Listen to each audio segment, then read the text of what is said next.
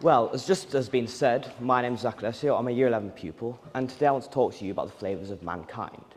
What makes man so powerful compared to the natural world?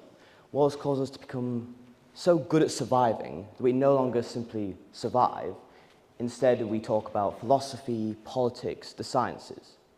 What traits do we possess that has made us so good? So, instead of listing more, I thought I'd use the metaphor of this. Now, for those who don't know, this is a risotto. It's an Italian dish made of rice, mushrooms, sausages, anything else you can really find from the fridge. Now, I chose the risotto, first of all, because I've lived in an Italian restaurant all my life. Food is a quintessential part of who I am. And second of all, food is quite nice to think about, in my opinion. It's very accessible and quite universal. I'm sure we've all had food at some point. So, to dive straight in, a risotto, first of all, needs a base. That base being rice. And I'm sure by my amazing example of small grains found across the world. They're very symbolic. They were one of the first plants to ever be domesticated by humanity, helping us in our humble beginnings, and also one of the most used crops on the planet. Now, rice doesn't add too much to the dish. Of course, it's always there. It's one of the biggest parts of it. But it doesn't necessarily add flavour. It adds texture and consistency, but it doesn't add too much. It's a stable layer on the risotto. Now, of course, it's the most important part. It's always seen as the rice dish. So, in the same vein, I thought a base of humanity would be our intelligence. It's the first thing that comes to your mind when you think what makes us so special. Intelligence has, first of all, helped other aspects of us grow. It has allowed us to experience situations, not only just simply experience them, but learn from them, manipulate their results, and manipulate their outcomes. We've allowed us to duplicate results, prevent results, and simply change them. It's like walking along a path from point A to point B. It starts off as simple grass. Then one brave soul ventures to point B. Soon, many follow him, as with more knowledge being retained, and eventually that grass dies. It becomes simply mud. People, again, walk along the mud. It's a much easier route. Now, our knowledge and storage of knowledge is much more refined now. Our path to point B is much more civilized. Again, as knowledge and storage evolve, it becomes paved, it becomes larger, it allows horses and carts to move through to point B. Now, then our storage and, again, ways in which we retain knowledge increase. The road expands again, becomes a highway. It allows knowledge to quickly move from point A to point B, and allows more cars and transport to simply move and really embrace that knowledge truly is a driving force in what makes us human. But rice itself is not simply enough to justify why we're number one on Earth's menu. It simply isn't. Sure, it's nice, but it's not exactly spaghetti carbonara, per se. So you need something else. You need a true medium, first of all. And for a risotto, I chose stock. Now, for those of you who don't know, stock is water mixed with dissolved meat and vegetables. It may not sound appetizing at first, but it allows flavors to mix together and synthesize in different ways. Now, in the same vein, mankind's true medium is our ability to communicate both complexity and simplicity. It allows us to share each other's ideas. It allows ideas to simply flourish between one individual to another. This is a huge advancement. Before us and before primates and before vocal and oral language was created, genetics was the primary use of primary driver and transport of information. Very inefficient. You can't really learn quantum physics from being born from someone who does. And, well, after genetics and after we evolved, we got the capacity to simply voice our thoughts. we managed to exchange ideas between one individual to another, allowing us to efficiently and easily transport ideas around. However, this only works in as a very small scale. You can't really pass on the Bible from the Middle East to China through simply a line of people telling each other all the verses. It's not practical. However, the unsung hero of the human psyche is that our capacity to store knowledge actually helped us.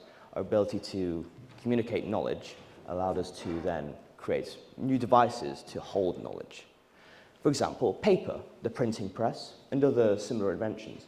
They allowed rapid communication knowledge to increase tenfold and to be transported widely across different climates, different communities. Information flourished. So, back to our little metaphor. Stock and rice. A nice little broth. Again, not exactly a top-tier dish, I have to say. However, you need something else to truly lay the foundation of what it means to be human. So, we need a silent influence. An influence you wouldn't necessarily expect to be in a presentation. So, I thought I would put it in. In a risotto, though, this silent influence are the onions. Now, in the right ratio, they're barely noticeable. Only if you're really looking for them, you'd really find out that onions were in a risotto. But you only really notice them when either in excess or in need of supply. Only then you can really understand, oh, put too much onions in, or too little. So I thought, what truly changes in our minds, and what truly, simply decides morality? It's weaved directly into society. It's something we don't notice, something we've lived with for so long, and we see in other organisms that we don't necessarily attribute it to us directly. However, it allows us to show morality, use ethically sourced reasoning, and simply make the right decisions in the right times, only used when in the right ratio. When used in excess, it can make illogical reasoning, make imbalanced decisions. And when in short supply, it can lead to simply purely logical and not necessarily incredibly great oversight of ideas, both for social experiences or for law making and practices. So, we've now laid the foundation of what it means to be human. But there's still something missing, the driving force behind it. We've learned how to survive, but not to thrive. So we need the loud flavours, what make us truly spark and truly flourish. Now, in the risotto, our loud flavours are what the chef wants. I only use sausage and mushrooms, that's what I grew up with. I grew up eating sausage and mushroom risotto. That's just me. But you can use anything. It's what the chef wants to portray in his dish. It's what he wants his customers to taste at the beginning, feel at the end, and feel nice in the middle. Now, I thought the most prudent parallel to this in mankind would be our capacity to imagine. It is truly the propulsion of human innovation. It's what inspires us to create art, literature, architecture, drama, and so on. It's truly why we are so driven. It is our determination. It is not what drives us, it is the determination. Other organisms don't necessarily have this sheer spark to achieve. This is what has made us who we truly are, and why it's so important that we truly experience new things, to really grasp at emotion and grasp at our imagination to create something new. But it also allows us to pursue new and different solutions, to transcend physical boundaries and simply imagine something that simply can't be built right now. So when new ideas and new solutions to these problems emerge, what happens when two communities, perhaps 100 kilometers apart, say, came up with the same idea, same solution to a problem? There could be conflict. So what happens when another comes? So I took the liberty of finding the parallel of a risotto. Turns out in Spain, the paella is very similar. Not the same, but very similar. The only discernible difference I can see is that the risotto uses more earthy ingredients. It takes ingredients from land, whereas the paella, it uses seafood as its primary source of flavour. Now, when there's cultural differentiation in mankind, some may say that it's a problem. It's a different way of looking at the world.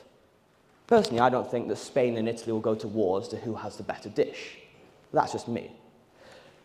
However, culture and differences in ideas creates quite a beautiful variation. It allows new solutions to be forged from different mindsets and different ways of life. I think that's probably one of our greatest assets. It's the ability to find a new idea, find a problem, to have two people have different solutions, both work incredibly well, but also that perhaps one with a certain mindset can't solve a problem, and one can, and vice versa. It's the ability to have two different ways of thinking, but also create something beautiful in the process. So, to conclude, I hope you can understand my incessant mumblings and my metaphor, but I believe that to be human is not simply to live in comfort and to fester in our own inventions. It's to experience something new and something exciting, something different. We're a species that doesn't thrive on sitting back and watching the football. We're a species that thrives on new experiences. Now, I'm not asking you to go on a mystical hike to the Himalayas to find your true spiritual meaning. Simply try something new. Perhaps go abroad if you can. Try ziplining. Try new food. The more you can enrich your own human experience, the more wealthy you will be as a person. That is probably our greatest strength. We aren't simply hindered by new and different things. We learn from them. We get taught by them, and we can then teach others about what we've experienced. But I believe that it is simply in the eye of the beholder as to who, or as to what humanity means to them. I've told you what I think. However, it is completely up to you. I've listed 5 pillars in a pantheon of different beliefs. It truly is up to an individual to decide what it means to be human. And that truly is the brilliance of why humans are so wealthy in their nature. Thank you very much. Thank you.